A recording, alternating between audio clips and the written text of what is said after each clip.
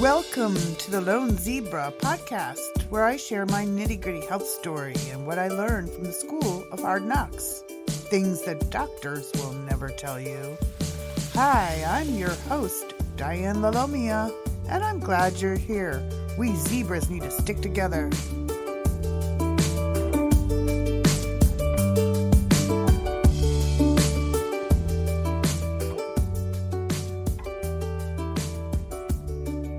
Today's episode 004 on the Lone Zebra.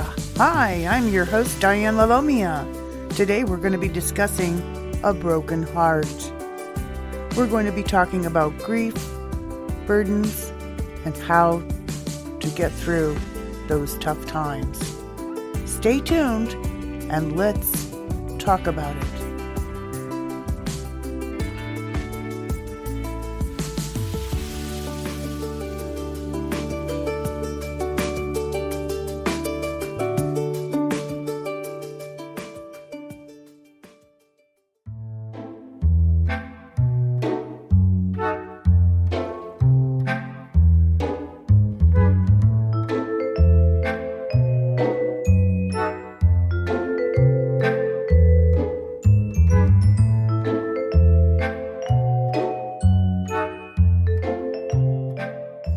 Now, today I want to just kind of pick up where we left off because I don't want you to lose heart.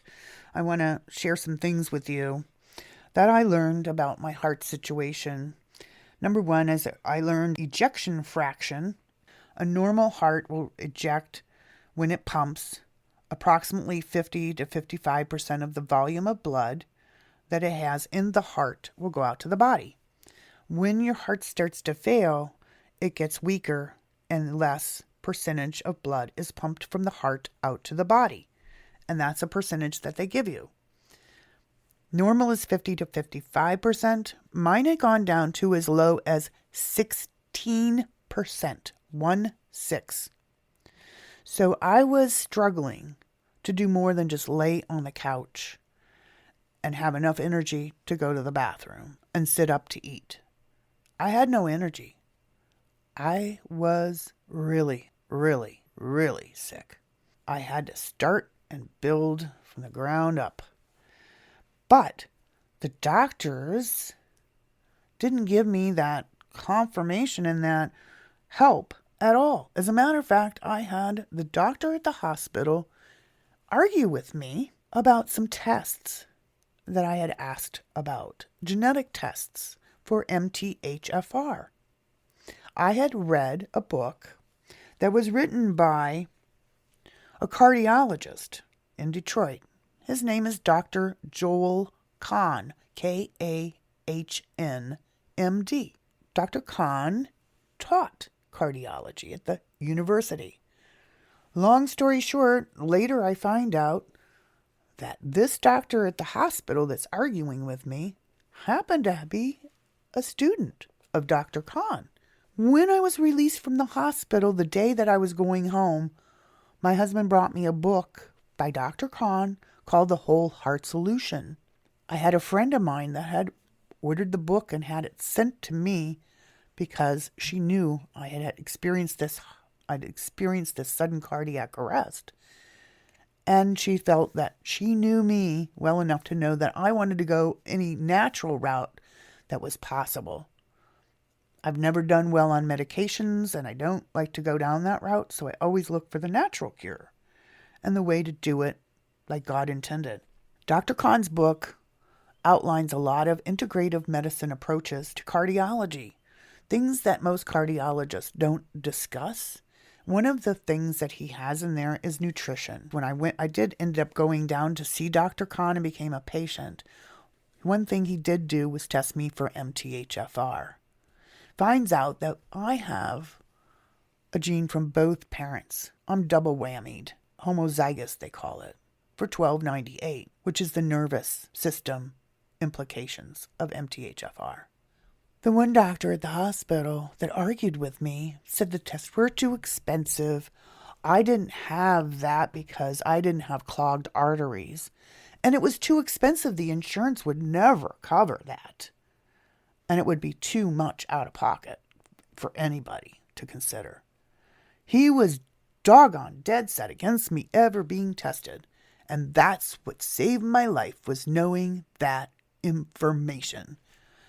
Because Dr. Kahn, in his wisdom and his experience, suggested a specific methylated version of vitamin supplementation for me to take.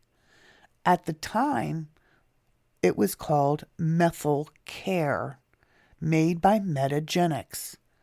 Now it goes by the name of Vessel Care, as in veins, arteries, vessels, Vessel Care. It is a methylated version of B vitamins, which not everybody's going to tolerate. Let me just put it out there right away. I'll tell you why later, but right now we won't get into that part. For me, that worked. Getting those methylated vitamins, the B vitamins, with that combination that they had in that vitamin supplement, that gave me the energy that I was missing. I started feeling stronger. And actually, once I started taking those supplements, I was strong enough to start going to cardio rehab. Before that, I wouldn't be able to make cardio rehab. I did 3 courses of cardio rehab. That's how much it helped. But there are ways to build back after something devastating. But you've got to be willing to change your life, your dietary, your lifestyle. Things have to change. You can't keep going on putting the wrong gas in the tank and expecting it to run. Excuse me. You also want to hear this part too. Was that doctor from the hospital? He called me after I got discharged and said, "Oh, how you doing?" I was like, "Oh, I'm doing all right, I guess, considering." "Oh, okay, well, I just want to check on you and tell you might want to get your affairs in order." "Huh? Do what?"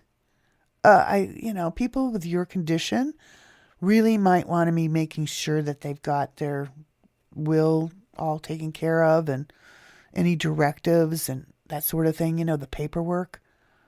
I was like, He said, the conversation went on a little bit longer, and I said, I'm watching this movie right now. I just got done, as a matter of fact. It's called Fat, Sick, and Nearly Dead. And I said, we're getting ready to have our green juice now. I really need to go. Goodbye. And I didn't talk to that doctor again. I was like done with that guy. What he given me was a nocebo. You've heard of placebo? Where they give you a placebo and you don't know if it's the real medicine or not, and it's really the sugar pill. That's the placebo, but you think it's going to help you, so it does, even though it's nothing but a sugar pill. A nocebo is when you're sick and a doctor basically tells you to give up. You're done. Stick a fork in me, I'm done. No, not really. You can go pound sand, doc. That's the way I take it. So, don't let the doctors discourage you. Don't let them take your hope away. Just keep your chin up, do your research, and come find groups like ours that will be there for you, and you can find out what the doctors won't tell you. Because I've learned a whole lot from being in groups where we support each other, and that's the way we can do it. So, much love. Sending out to all of you.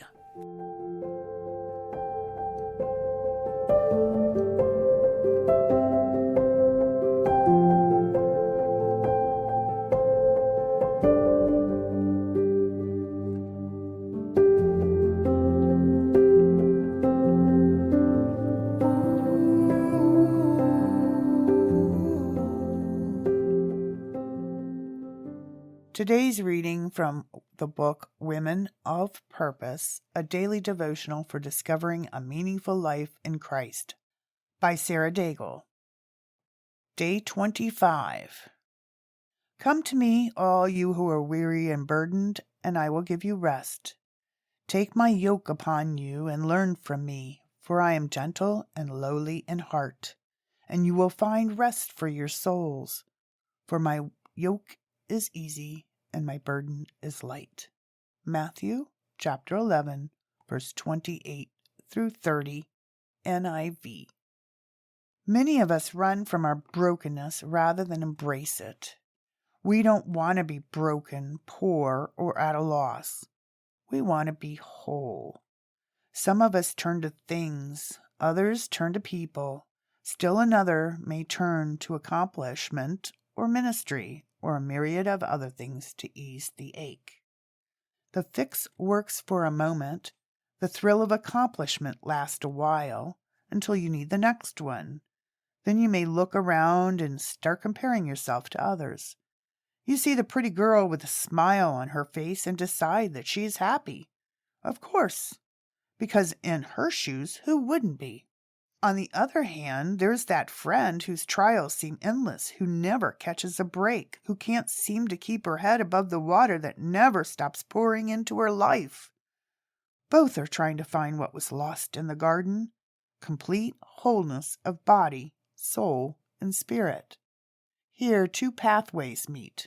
The person of whom it's said, "Of course she's happy," and the person of whom it is said, "How could she possibly be happy?"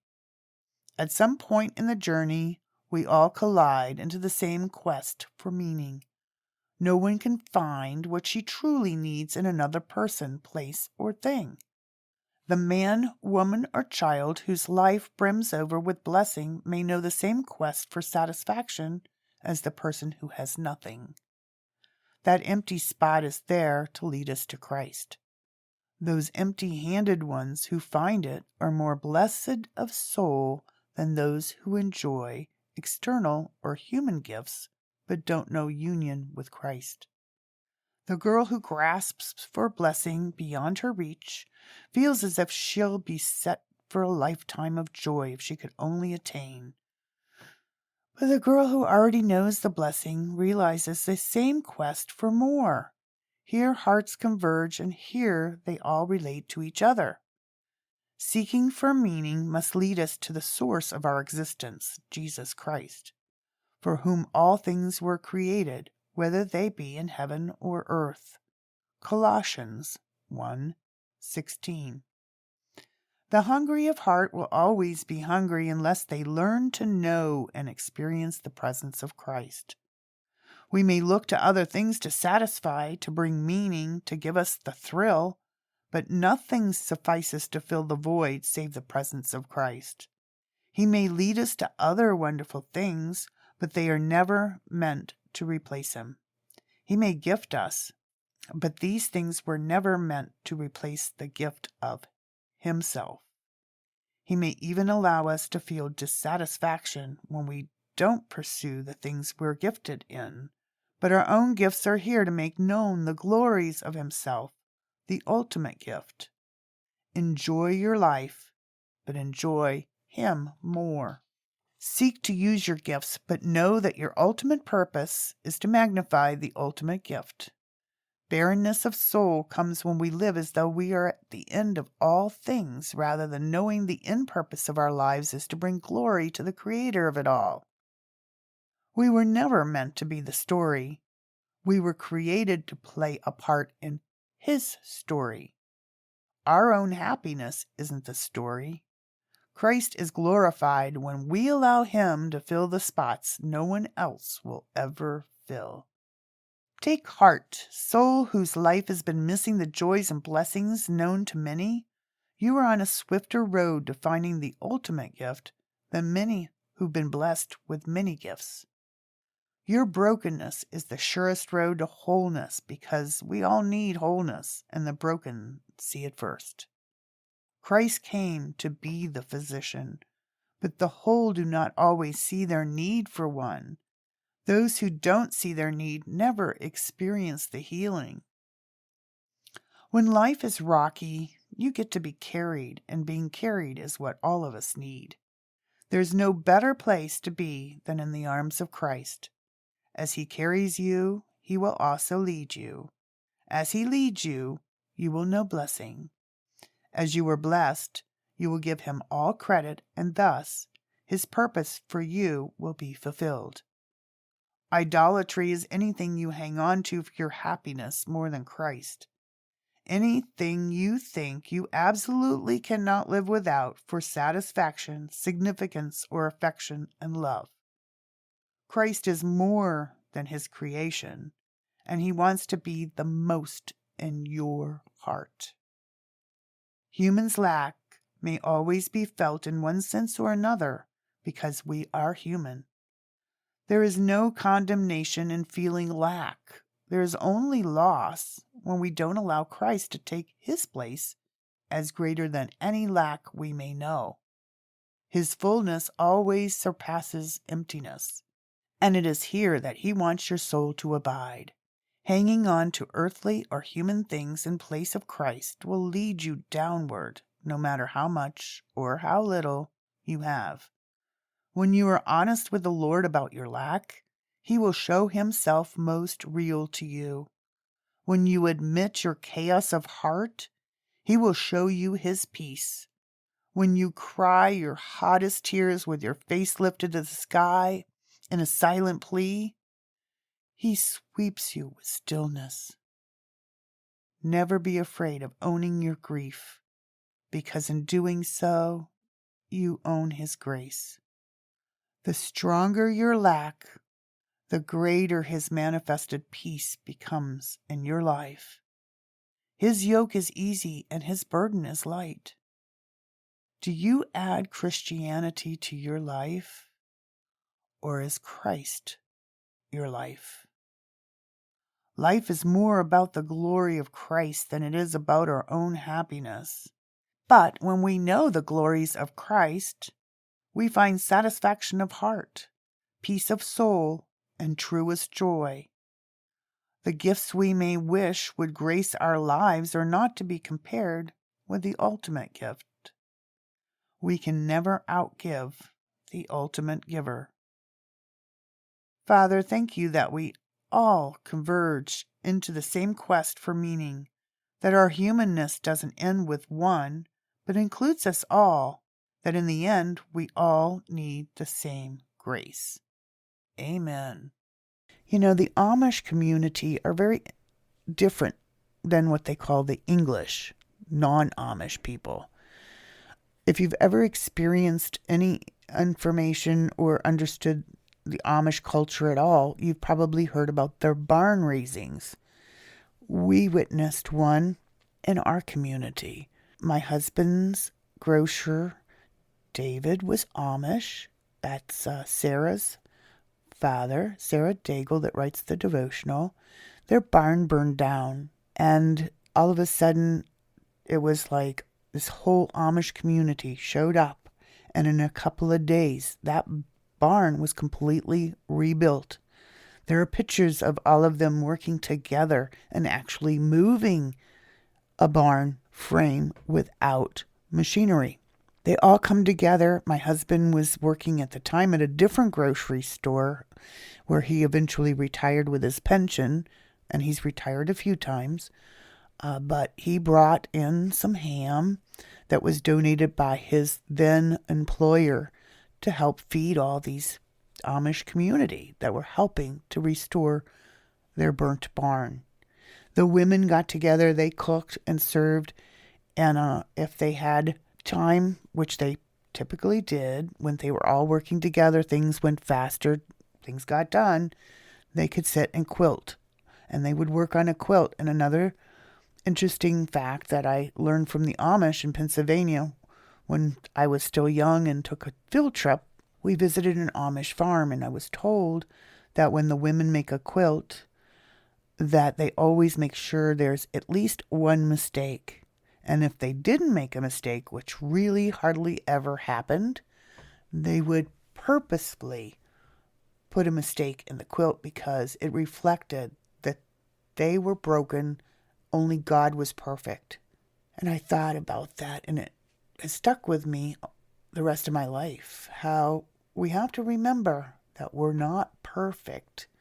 Yeah, when we have this mast cell and this trifecta of different issues, and we nearly, have all these health issues to deal with and the psychological issues We might think we're just terribly broken and we're not good enough, and we may put ourselves down, but don't go down that route. It's not helpful. You are good enough. In Japan, they actually show off the cracks and their brokenness. In pottery, when it breaks, they fill the cracks with gold. They highlight it, and there's a name for it. I can't remember what it's called, but to them, it is beautiful. It is true. It is really life. We were not meant to be perfect in any culture. It doesn't matter. So learn to appreciate your different and uniqueness. Love yourself. Let God love you. There were times in my life, before I met my husband, when I was younger, there were times in my life where the only love that I could find was reading my Bible and coming close to God. I was rejected by family, friends. I was on my own and all alone. I've been there, folks. I've been broke. I've been homeless. I've been a lot of things. But one thing is I've never been alone.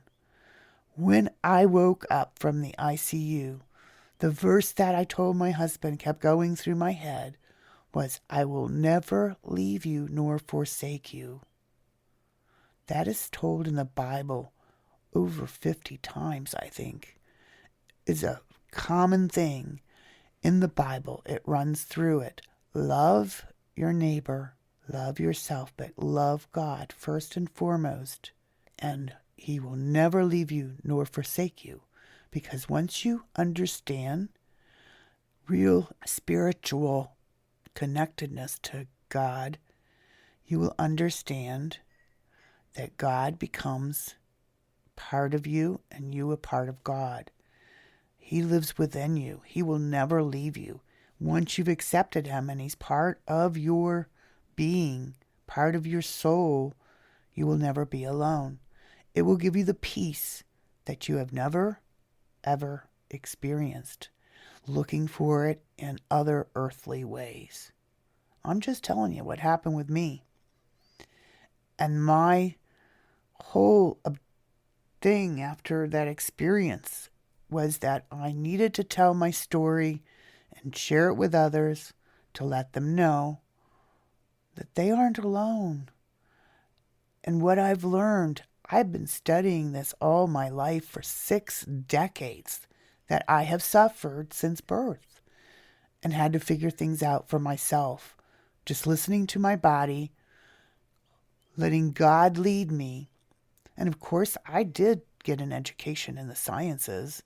I have read and listened to a lot of lectures and read different studies and kept my ear to the ground. And you'll soon learn why I've been so relentless on understanding. But I just want to be sharing it with you so you can feel you're not alone. I don't want you to ever feel alone. That's not a good place to be. So know that you're loved, and I'm sending you a virtual hug right now. So look for ways that you can improve on the root causes that are behind the triggers so that you feel better and can be your best.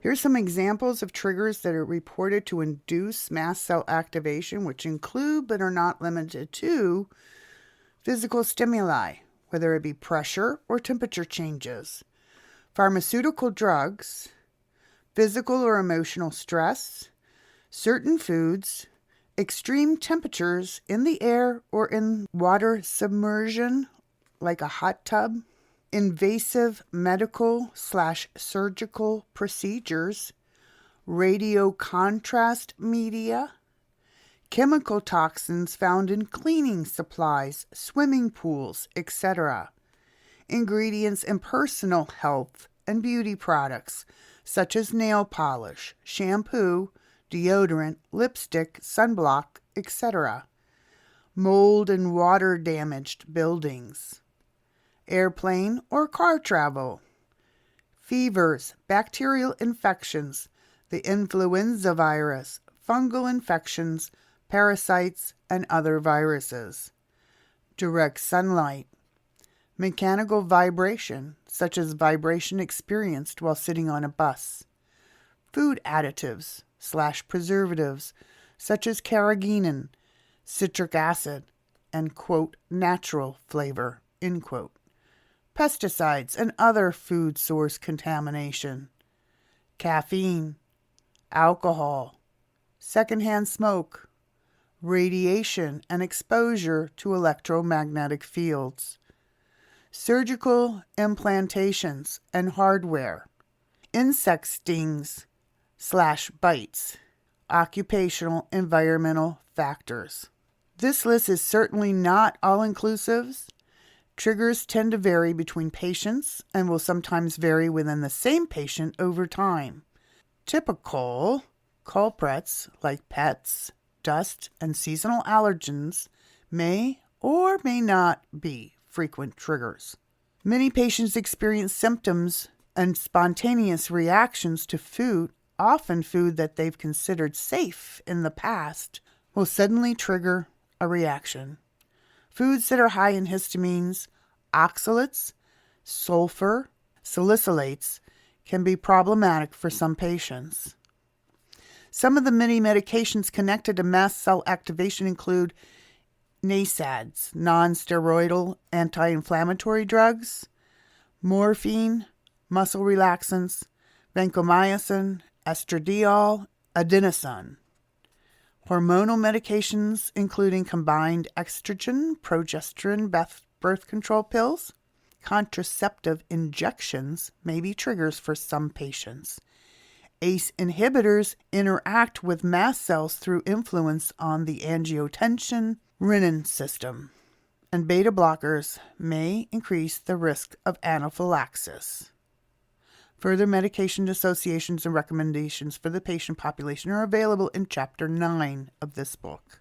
Emotional stress has been cited as the most common trigger in patients with mastocytosis and also appears to play a substantial role in the mast cell activation syndrome population. The mechanism associated with emotional stress may be connected to the release of corticotropin-releasing hormone, which triggers mast cell activation. So this is the reason why I talk a lot about stress, is because that's one of the biggest, foremost triggers. Understanding some of these, it might check off some boxes for you, might help you to understand what some of the more common triggers are. Like I said, they can be different for different people. When I looked at this book and I was like, check, check, check, check, check, I knew this was like, had me figured out. I was like, that explains a whole lot of stuff. So I hope it helps you. Over time, I will take time to talk about the various implications for the different trifectas, what some of the symptoms are for that. I'll try to spell it out and differentiate, but more often than not, I'll be referring to mast cell, which kind of, in a lot of ways, encompasses all three because so many of us have a combination of the three. Now, what I noticed when they were mentioning beta blockers and ACE inhibitors and stuff like that, those are cardio medications that they give for heart patients. They had me on beta blockers as well as diuretics. Diuretics, number one, cause my potassium to drop. I have a real problem with maintaining the right levels of potassium. They were supposedly potassium sparing, but they still caused me issues, and that's what led to further deterioration of my intestines till it had to be removed. At least a foot of it did. When I took the beta blockers, it aggravated my POTS, I suppose, because I could no longer stand up without feeling dizzy from a sitting position, or a lying position was even worse. And when I would bend over to get something out of the cupboards, and the lower cupboards in the kitchen, having my head down and then standing up, I thought I was going to pass out. It just was not good. I could not continue to take them. This mast cell situation and everything kind of makes me wonder. Now, I have mentioned this to the cardiologist, and of course they argue that it isn't a problem, that that's not true, about increasing anaphylaxis. But you know what? I just don't really want to go down that road, especially since when I took the beta blockers, it really didn't affect my blood pressure. It didn't make a difference. The one thing that has made a difference for my blood pressure was when they prescribed Xanax, when they first learned of my left bundle branch block. However, we'll talk about Xanax more in detail later, but it's a benzodiazepine, and I took it at a lowest dose, only as needed, and when COVID came around, it became problematic to get it filled with all the red tape due to this class of drug, to get a written prescription and then deliver it in person to the pharmacy, all that kind of stuff.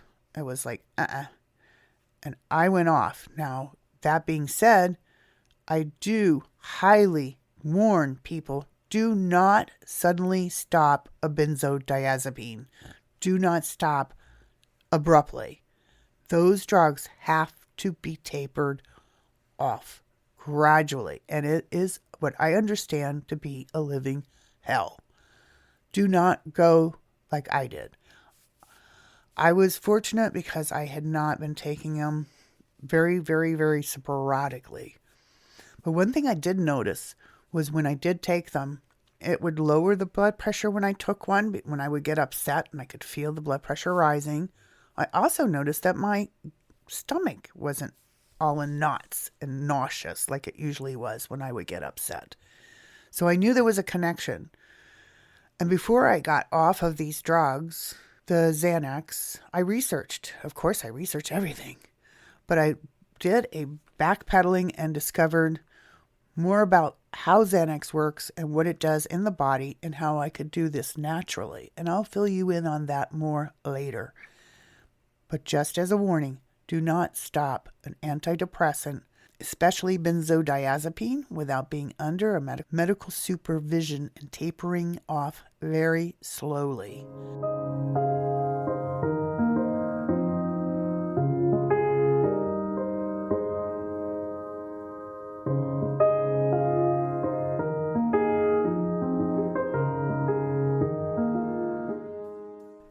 Today's featured music is by the Jordan Singers.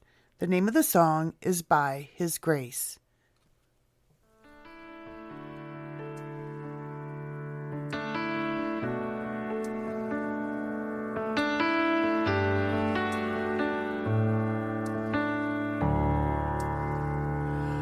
I have walked through the darkest valley. I was lost, couldn't find my way. But then I heard him from within, he who died for my sins. He spoke my name, then I saw his face. Yes, I've seen his eternal glory. I felt his hand when I was astray. I never knew until then what his love truly meant. I was lost, but now I'm found by his grace. By his grace, by his grace, I've been saved by the grace of my Lord. By his grace, by his grace, I've been saved by the grace of my Lord.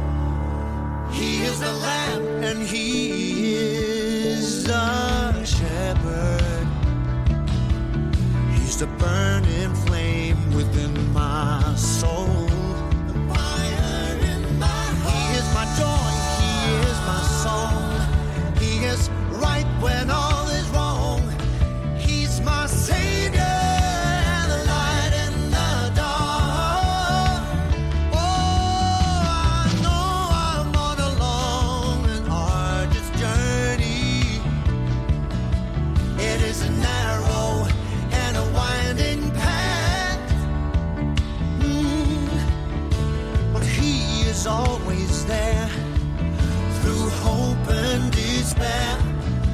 And when I'm lost, I'm always found by His grace. By His grace, by His grace. I've been saved by the grace of my Lord. By His grace, by His grace. I've been saved by the grace of my Lord. He will never let me down. He is always there for me.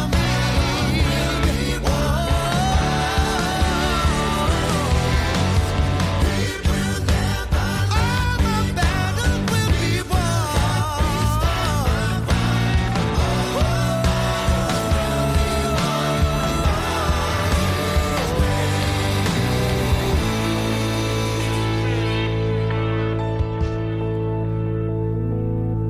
His grace, by His grace. I've been saved by the grace of my Lord. By His grace, by His grace. I've been saved by the grace of my Lord. By His grace, by His grace. I've been saved by the grace of my Lord. By His grace, by His grace. I've been saved by the grace of my Lord.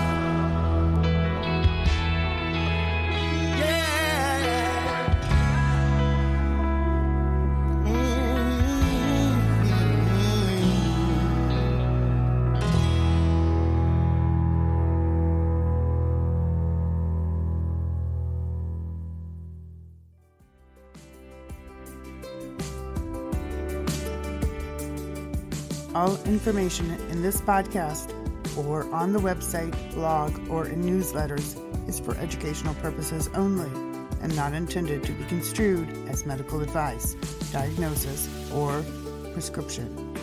Please seek the help of a medical professional to get treatment for your particular condition.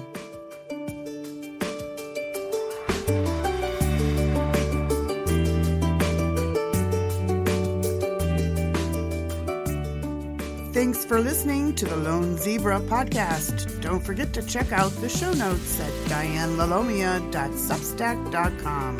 That's Diane, D-I-A-N-E, Lalomia, Lalomia.substack.com. Music on the podcast is provided by Epidemic Sound. See the show notes for featured music and artists.